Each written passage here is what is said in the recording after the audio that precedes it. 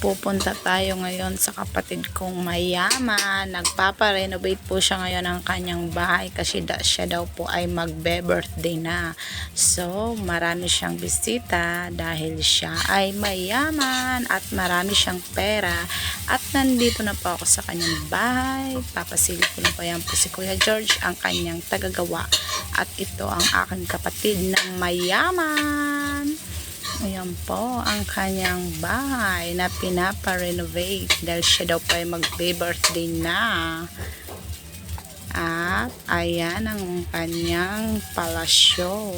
At ako po ay uuwi na sa aking munting tahanan dahil tayo ay isang babaeng mahirap.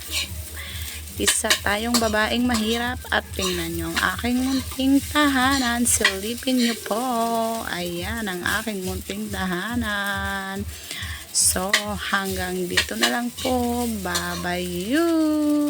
At bukas ulit. Bye-bye.